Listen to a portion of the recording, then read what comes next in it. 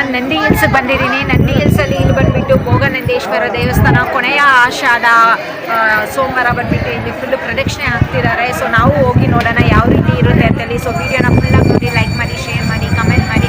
So ಬನ್ನಿ ಇವಾಗ ಹೋಗೋಣ, ಶಿವಪ್ಪನ ಎಲ್ಲರೂ ಬೇಡ್ಕೊಳ್ಳೋಣ, ಪ್ರತಿಯೊಬ್ಬರಿಗೂ ಒಳ್ಳೇದಾಗಲಿ ಅಂತೇಳಿ.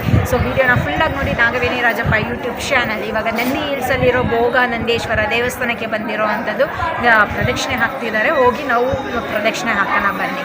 ನಾನು ನನ್ನ ಕಸಿನ್ ಬ್ರದರ್ ಜೊತೆ ನಂದಿ ಹಿಲ್ಸ್ಗೆ ಇವತ್ತು ಭೋಗನಂದೇಶ್ವರ ಇಲ್ಲಿ ಪ್ರದಕ್ಷಿಣೆ ಮಾಡೋದಕ್ಕೆ ಬಂದಿರೋ ಅಂಥದ್ದು. ಸೊ ಒಂದು 5 ಅವರ್ ತೊಗೊಂಡಿದ್ದೀನಿ ಕಂಪ್ಲೀಟಾಗಿ ಪ್ರದಕ್ಷಿಣೆ ಹಾಕೋದಕ್ಕೆ. 14-15 ಕಿಲೋಮೀಟರು.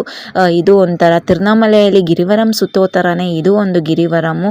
85ನೇ ವರ್ಷದ ಒಂದು ಗಿರಿವರಂ ನಂದಿ ಬೆಟ್ಟ ದೇವನಲ್ಲಿ ಭೋಗನಂದೇಶ್ವರದಲ್ಲಿ ವರ್ಷನೂ ಈ ರೀತಿ ಒಂದು ಸಂಭ್ರಮ ಆಚರಣೆ ಮಾಡ್ತಾರೆ. ತುಂಬ